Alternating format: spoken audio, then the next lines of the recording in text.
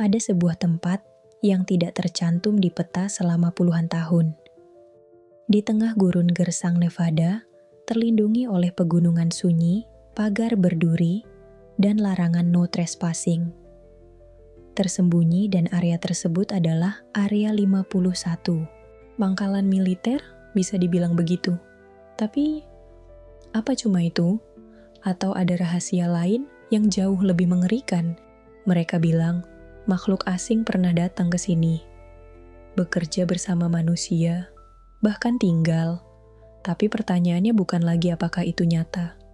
Tapi, kenapa kita tidak pernah diberitahu? 19 Mei 1953.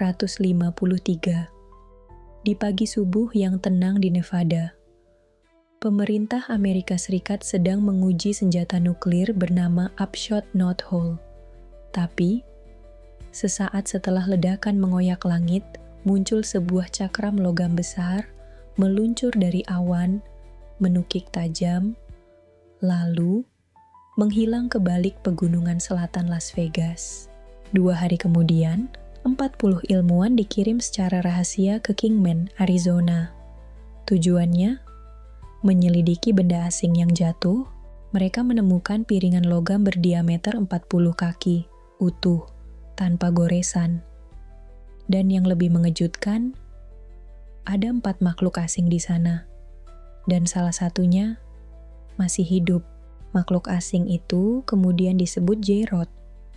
Dan menurut laporan, ia tak hanya diamati, tapi ia juga bekerja sama dengan manusia. Kapten Bill Uhouse, mantan pilot militer, mengaku pernah berdiskusi teknis langsung dengan J-Rod. J-Rod memberikan nasihat rekayasa untuk memahami sistem pesawat luar angkasa itu.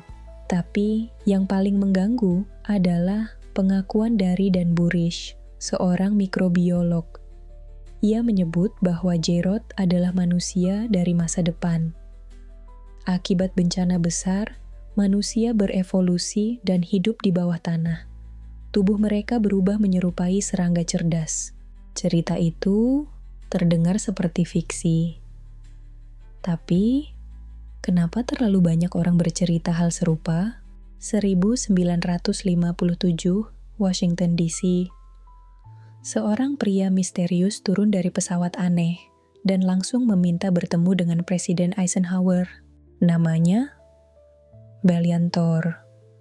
Wajahnya sangat mirip manusia, tapi ada sesuatu yang tak biasa. Ia mengaku datang dari planet lain, membawa pesan damai, dan memberi peringatan soal bahaya nuklir.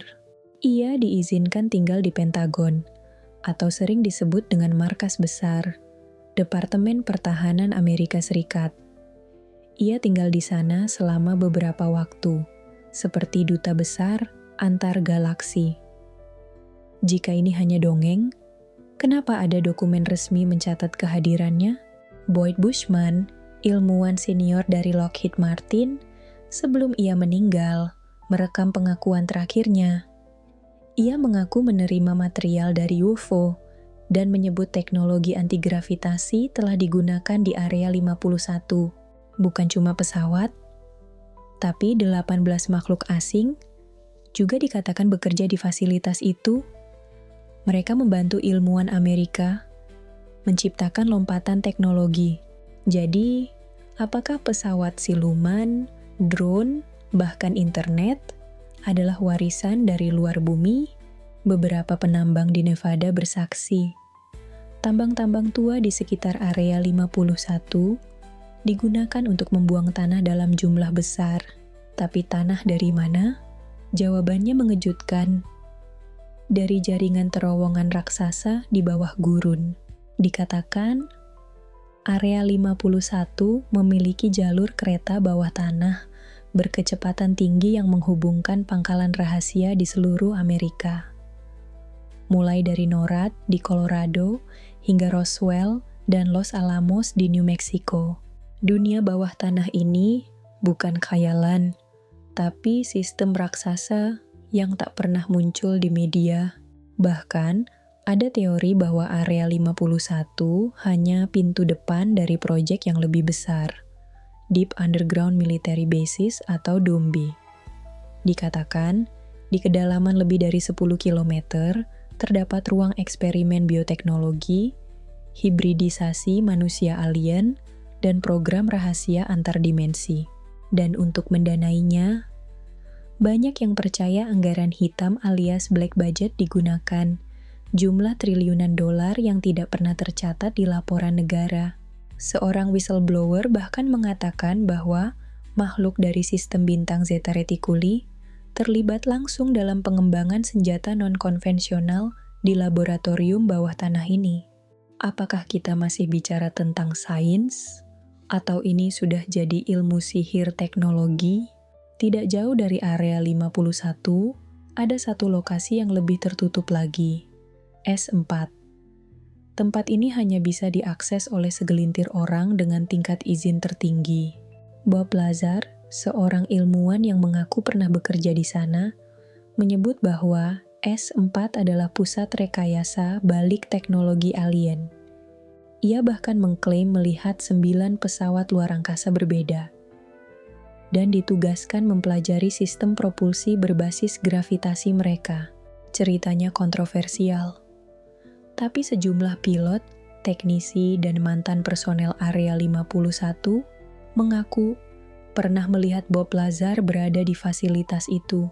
Dan detail yang ia sampaikan dari struktur ruangan, sistem keamanan, hingga prosedur kedatangan terlalu akurat untuk dianggap rekaan semata. Apakah S4 benar-benar tempat di mana teknologi dari luar bumi dibongkar dan ditiru? Dan jika ya, sampai sejauh mana manusia berhasil meniru teknologi alien? Pada tahun 2013, CIA resmi mengakui keberadaan Area 51. Tapi mereka hanya menyebut pangkalan itu sebagai tempat uji pesawat rahasia. Tidak ada satu kata pun tentang UFO atau makhluk asing. Tapi para mantan insinyur seperti T.D. Barnes berkata lain. Mereka menyebut pesawat tanpa sayap, logam yang tidak dikenal, dan percobaan propulsi tak masuk akal adalah hal biasa di sana. Jadi, apakah benar selama ini kita dibohongi? Atau pemerintah melindungi kita dari kebenaran yang belum siap kita terima? Area 51 bukan hanya pangkalan militer, tapi mungkin gerbang menuju sesuatu yang lebih besar, lebih tua, atau lebih asing.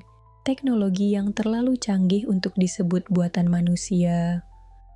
Makhluk yang terlalu mirip kita, tapi bukan kita.